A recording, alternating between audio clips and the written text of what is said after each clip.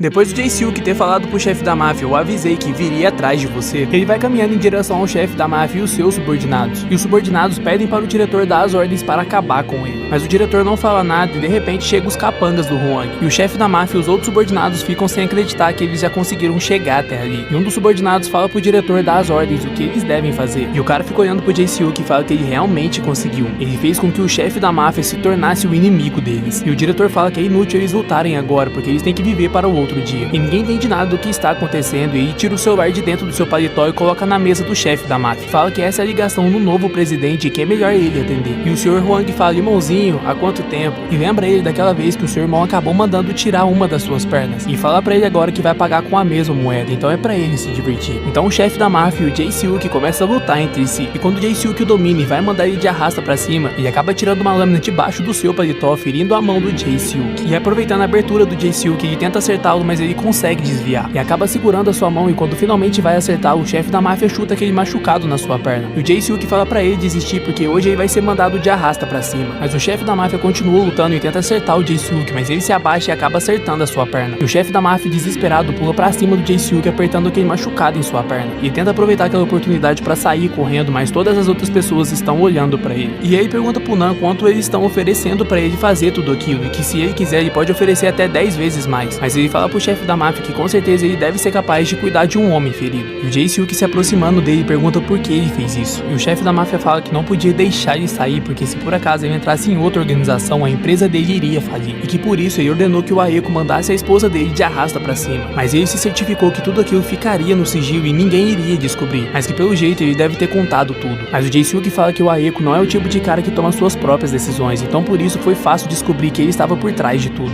E seus olhos começam a ficar completamente embaçados. E tenta uma arma dentro do seu paletó e espera o Jae-Seok chegar um pouco mais perto, porque senão ele não vai conseguir acertar. E o Jae-Seok fala que ninguém nesse mundo agora pode parar ele, porque ele fez questão de tirar a única pessoa que podia pará-lo. E o chefe da máfia começa a sorrir e acaba tirando a arma de dentro do seu paletó. Mas com um golpe muito rápido, o Jae-Seok acaba mandando ele de arrasta pra cima sem nem ele conseguir reagir. Então o Jae-Seok estava indo embora, mas aquele cara que era representante do Hwang acaba aparecendo e fala pro Jae-Seok que está em débito com ele. E pergunta pra ele se agora ele vai ficar bem, porque ele mandou o chefe da máfia de arrasta pra cima. E isso fez com que os Nevilles acabassem perdendo a sua organização na Coreia do Sul. E que com certeza agora eles irão atrás dele.